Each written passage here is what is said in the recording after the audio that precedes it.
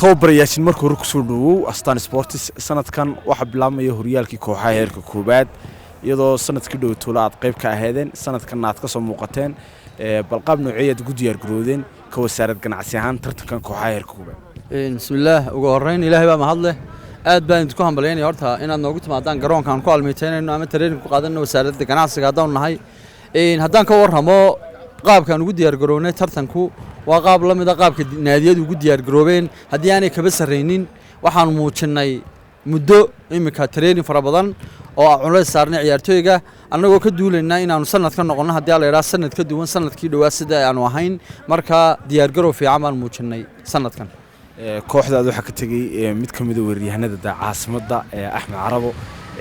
bal sanadkan kooxda ciyaartooyda keentay yaa kamid ah dadka suuqa kaleebsiga qaybintii leeg baad ka qaaday Axmed Carabo wuxuu ahaa ciyaartooy kamid ah wasaaradda ganacsiga runtiina halkii uu ku soo barbaaray dadka tustay waxay ahayd wasaaradda ganacsiga oo aanu macalinka ahaa imikana carabooyin kale aanu tusi doonaa haddii la yiraahdo umana dhitin doono naadiguna muu ahayn keligii waxa jooga number ka badan marka haddii la yiraahdo waxaanu ku tusi doonaa ciyaartooy kale oo halkiisii ama ka sareeya insha Allah inay ka qayb galaan tartanka soo socda insha Allah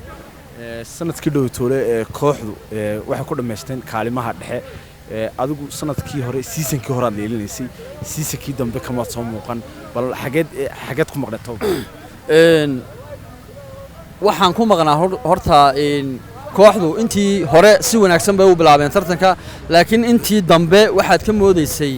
technically waxyaalo badan oo qalad inay jireen ama naadiga dhexdiisa ha noqoto ama xagga moraalka ha noqoto laakiin umuuman wixii hore waa la ilaabay oo dib looma eegayo horaa loo soconayaa marka runtii anigu waxaan isira geliyay fasax iyo in bal isbedel yimaado haddii aan meeshii ka tago tiina waxay noqotay mid aan midho dhal keenin laakiin insha Allah sanadkan waxaan ku wada bilaabi doonaa si hiigsi iyo himilo insha Allah sanadkan markaa waa dhameysan doontaa xaaladdu ay kooxda ku jirto haddii la yiraahdo waxa soo socda lagama warrabo maalinteeda la isweydiiyaa laakiin imika waxaan ku rajo weynahay inaan wixii maskaxa naadiga haddii la yiraahdo aan ku barbar taaganahay iyagana waxa looga baahan yahay naadi ahaan inay la yimaadaan ficilka ciyaartooyga waa tababaruhu wuxuu qabtaa waa wax kooban markuu naadiga soo layliyo iyaga ayaa garoonka galaya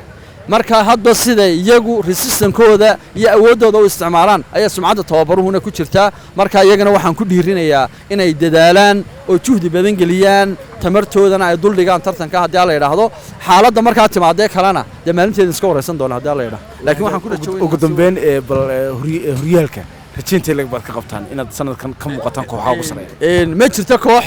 marka tartan bilaamayo odhanaysa anu meel dambe kaga jiraya kuwa ugu horeeya haddii la yiraahdo inaan noqono rajaynaya sanadkan insha Allah maadaama tartankii markii hore uu ahaa tartan horyaal oo bilowa la isbartay waxyaalo badan oo imika qariib aan nagu ahayn imika jiri doonaan waxaan ku rajoonayaa ciyaartooygooguna inay sanadkii hore waa aragnimo noqoto imikana wixii qaladaada aanu soo saxnay wixii isku duubnayana aanu la iman doono haddii la yiraahdo waa adarna aanu dhigi doono insha Allah biidnillaahi kariim